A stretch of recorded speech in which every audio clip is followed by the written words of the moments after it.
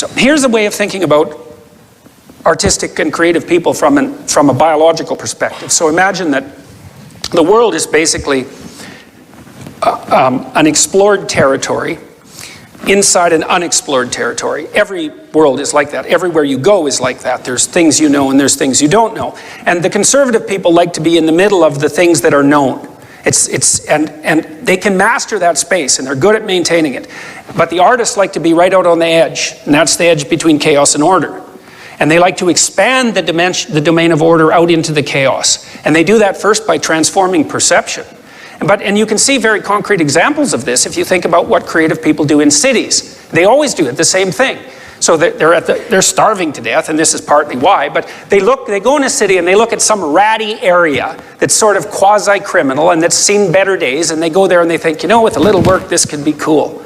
And so then they rush in there and they build some galleries and show some art, and they civilize it a bit, and then a coffee shop pops up, and you know, the next thing you know, the yuppies move in because they're sort of creative but also kind of conservative, so they're the next ones into the frontier, and then the developers show up and they kick all the artists out.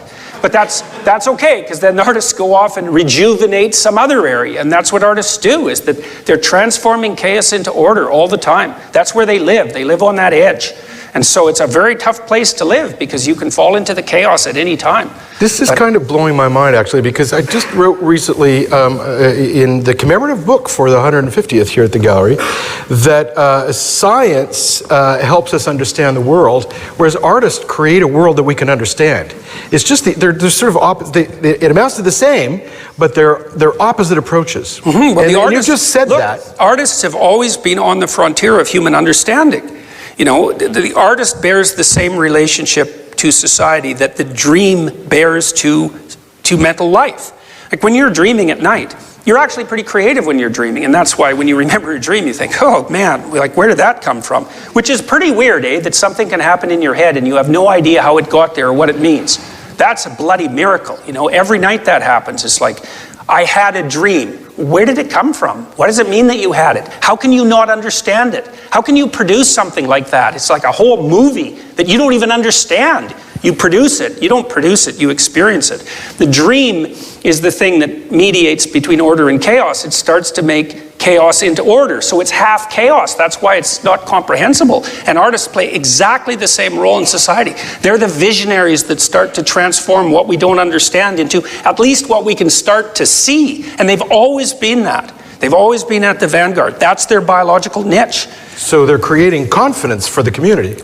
They're the civilizing agents. I mean, look at Europe. Think about, and this is one of the things that really bothers me about the fact that conservative people have a hard time properly valuing art economically. It's so paradoxical, because conservatives are very concerned about economics. It's like, okay, fine, then why don't you fund the damn artists? Because you look, Europe is so beautiful that it's just heartbreaking when you go there. I mean, I've been to like medieval villages in Germany, for example. It just made me cry when I saw them. They're so damn beautiful.